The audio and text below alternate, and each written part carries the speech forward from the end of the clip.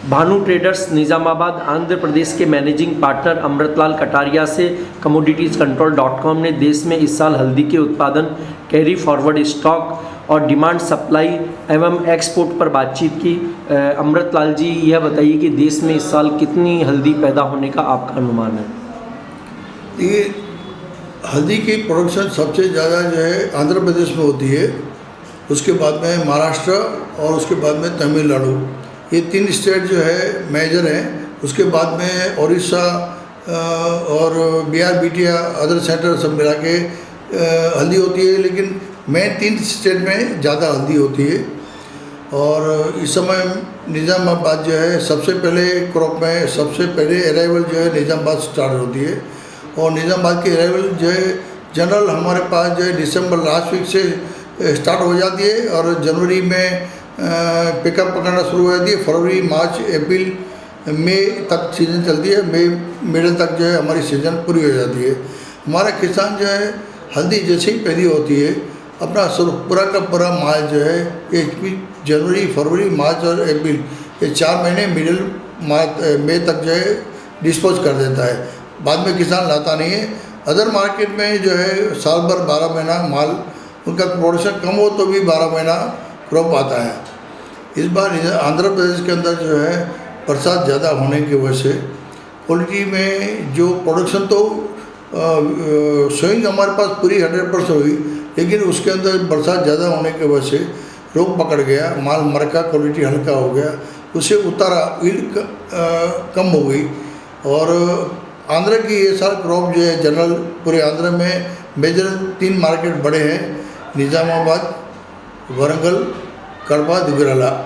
ये 4 सेंटर में मिला के ये साल जो है पूरा, और सदाशिवपेट, विकाराबाद, नांदूरपेट मार्केट है, ये सब मिला के आंध्र का प्रॉपर क्रॉप जो है इस साल 25 लाख बोरी का हम लोग डालते हैं।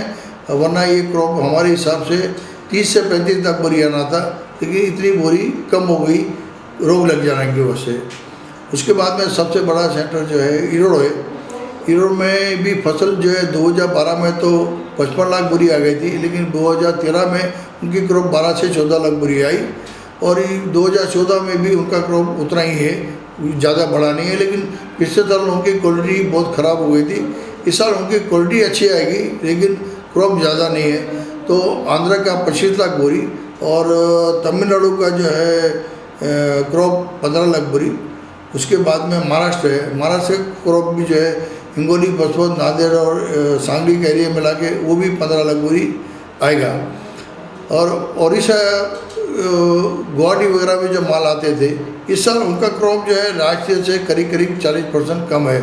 लास्ट ईयर उनका फसल जो है 6 लाख बोरी आया था, इस बार जो है उनकी फसल 3 से 3.5 लाख बोरी आएगी। तो इस साल निज़ामाबाद में क्रॉप कम है, आंध्र, उड़ीसा में और गुवाहाटी में कम है। बाकी उसकी बढ़ती जो है क्रॉप की, सांगली में इस साल लास्ट ईयर से क्रॉप ज़्यादा है, हिंगोली, बसवंत, नांदेड़ में भी लास्ट ईयर से क्रॉप बराबर ज़्यादा है। तो लास्ट ईयर भी हमारे यहाँ फसल जो पूरे देश की 60 से 65 लाख बोरी थी, इस बार 55 से 60 लाख बोरी आएगी। यानी एवरेज 5 लाख 7 लाख बोरी का लास्ट ईयर और इस साल में कम पड़ेगा। जो हल्दी का नया सीज़न जो शुरू हुआ है, उस समय में जो कैरी फॉरवर्ड स्टॉक आया, उसकी क्या पोजीशन रही इस बार?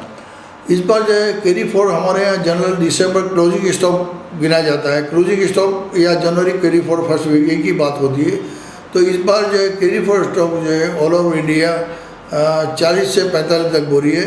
उसमें मेजर स्टॉक जो है ईरोड में है, उसके बाद में निज़ामाबाद और महाराष्ट्र में है।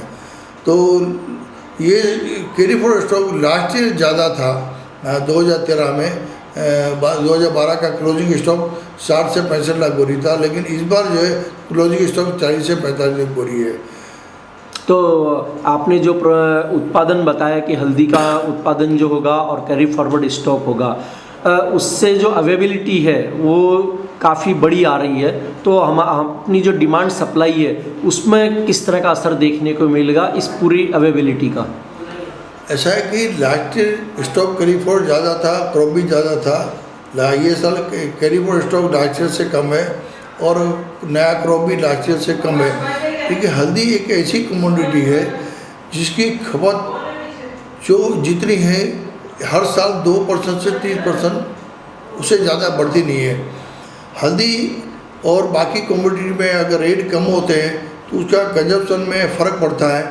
जैसे शुगर है, ऑयल है, अगर उसके रेट ज़्यादा महंगे हुए तो लोग तला हुआ कम खाएंगे, मिठाई कम खाएंगे, और रेट अगर कम हो गए तो तला हुआ ज़्यादा खाएंगे, मिठाई ज़्यादा खाएंगे। लेकिन हल्दी में ऐसी चीज़ नहीं है। अगर हल्दी 150 रुपये किलो भी बिकती है या 500 रुपये किलो बिकती है, क्योंकि उसी के कंजप्शन में कोई फ़र्क नहीं पड़ता।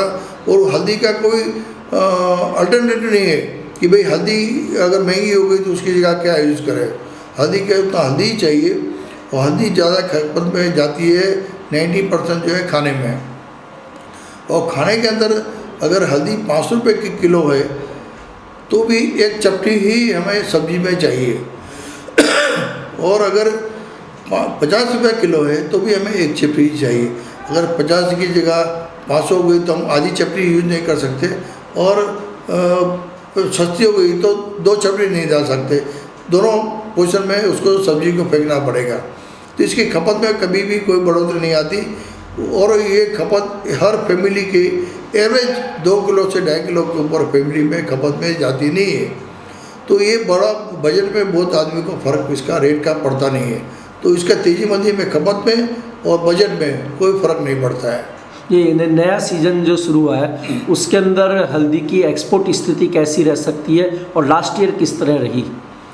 देखिए, आप जो है एक्सपोर्ट का पिछले 10 साल या 15 साल का फिगर लीजिए, तो एक्सपोर्ट का एवरेज जो है कभी 5%, कभी 2%, कभी 7% इतना ही बढ़ा है। और अभी भी लास्ट ईयर जितना एक्सपोर्ट हुआ है, हालांकि आप ये समझिए कि 2012 के अंदर और 2011 के अंदर 2011 के अंदर हल्दी के रेट थे 14,000 से 15,000 रुपये, और 2012 के अंदर जो है हल्दी के रेट हो गए थे 5,000 से 6,000। लेकिन एक्सपोर्ट के अंदर 15,000 की हल्दी के एक्सपोर्ट में और 5,000 6,000 के हल्दी में क्वांटिटी में फ़र्क नहीं पड़ा।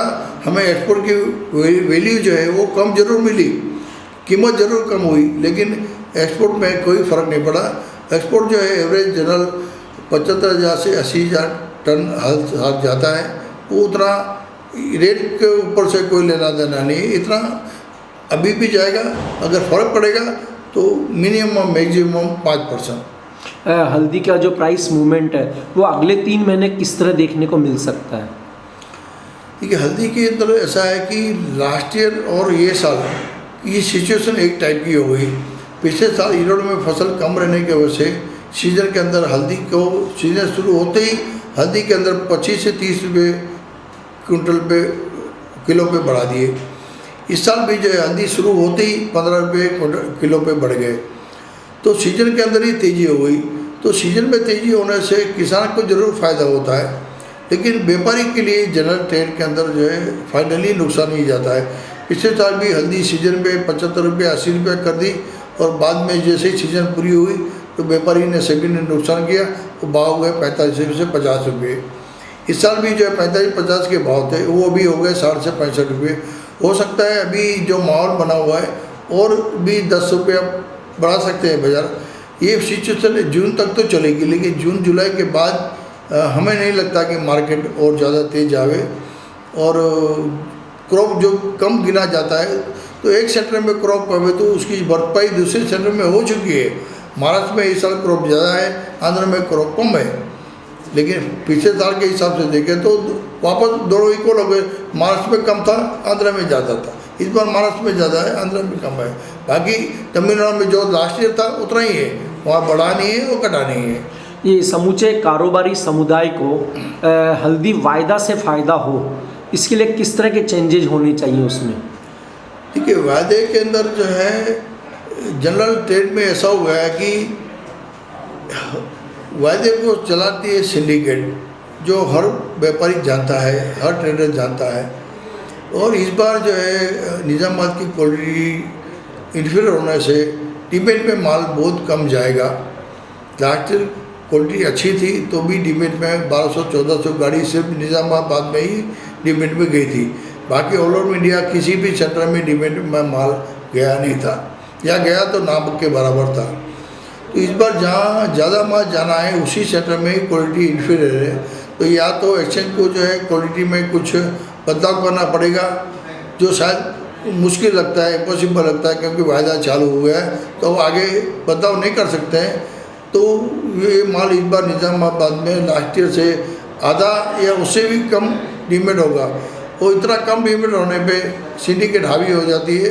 वो डीमेट में जब माल नहीं आता है तो इतना माल डीमेट में जाएगा, वो तो एक ही सिंडिकेट एक ही उठा सकती है माल। तो इस बार जो है एक्सचेंज और फिजिकल में काफ़ी अंतर रहेगा। और जो मैं जहाँ तक समझता हूँ इस बार वायदे में बदला मिलना मुश्किल है, या अगर बदला मिलेगा ऊंचा रखा गया सीजन के अंदर तो अनसीजन में जैसे जुलाई अगस्त सितंबर के वायदे वो टूट जाएंगे। अमृत भाई, आपने commoditiescontrol.com से बात की, इसके लिए धन्यवाद। Thank you.